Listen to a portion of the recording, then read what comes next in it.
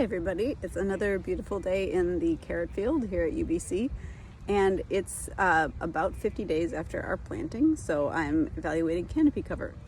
A note on canopy cover, a friend of mine, Janine Lawarka, just graduated from the University of Wisconsin-Madison, looking at traits that contribute to good stand establishment in carrot.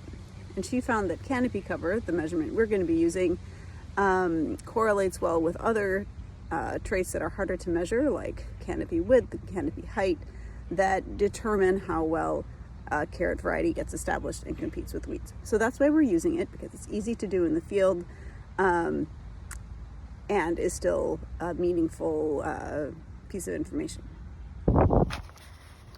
So to evaluate canopy cover, what we're asking you to do is just stand at the end of a bed like this and look at how much of the soil is covered by leaf canopy rather than visible or exposed to the sun. That partly depends on where you consider the side of your bed to be. In this case, it's pretty clear. So like our walkway starts there, here's our bed, our row cover starts there. So this is pretty much what I'm looking at.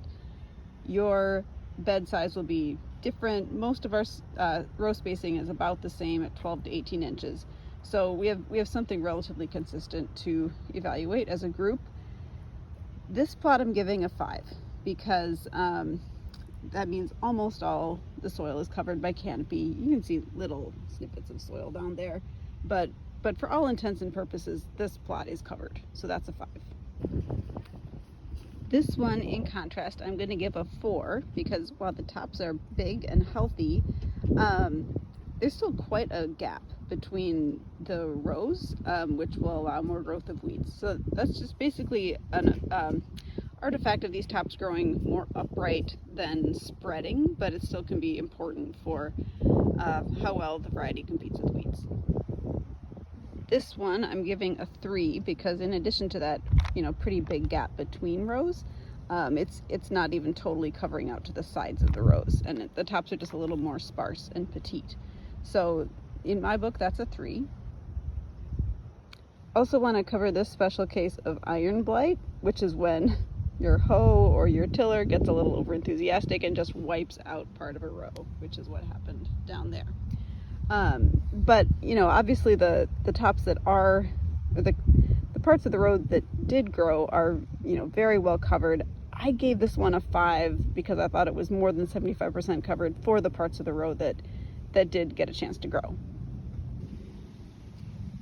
And finally, you likely have plots that look like this from varieties that didn't germinate well. This would be a 1, so very little canopy coverage, which is just an artifact of very few plants being there. But in contrast to the plot where we just tilled some out accidentally, these plants just didn't come up. So this is another place where poor germination will show up. It'll show up in the canopy cover rating as well as in the germination rating.